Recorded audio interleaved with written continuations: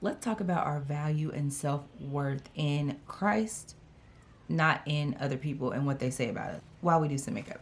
It is so important that we do not get our value from people and what people think about us. And if somebody says something bad about you, you take that as that's what it is. That's who I am. What they said goes. And no, we don't do that.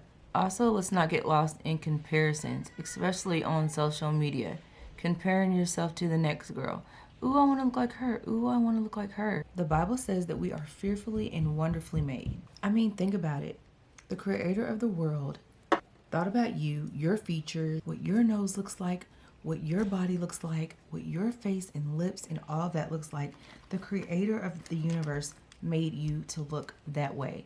And that is amazing. And what's really wild is a lot of times we concentrate on the outward appearance, and that's not even what matters. The Bible says that men look on the outside, but God looks at your heart. So how beautiful is your heart? And yes, I love makeup. I love doing all the things, but I love God more. And I want my inside, my soul, my spirit to be beautiful, you know? But it is very important that you love yourself. Going back to not caring about what people think about you, being secure in who you are, placing value on yourself because Jesus Christ loves you and he is the most important person ever. And his word trumps anybody else's word. I don't care who it is. I don't care if it's family, friends, whatever, telling you negative things. None of their words matter. Only God's word matters. And the Bible says that we should love one another as we love ourselves. So here we see that it is important for you to love yourself.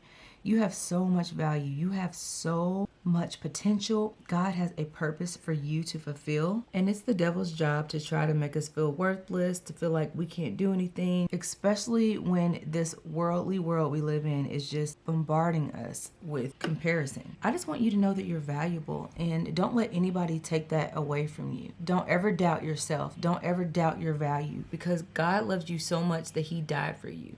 He thought of you specifically while he was on that cross, enough to die for. Now, all of these people that have things to say, are they willing to die for you? Do they love you that much? That's why our true love should be Jesus Christ. He said he will never leave us or forsake us. And he is the best father, the best friend. And don't you let all these people out here tell you that it's not cool to be a Christian. That is the coolest thing to ever be.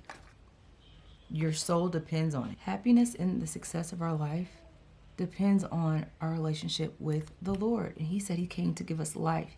He wants us to have life that is full of abundance and joy. And who wouldn't want that? And if you haven't given your life to Christ, I highly recommend that you do. It is the best decision that you will ever make. All you have to say is, Father, forgive me of all my sins. I confess you are my Lord and Savior. I believe that you died for me and you rose from the dead, and I will live and serve you for the rest of my life, and I am saved.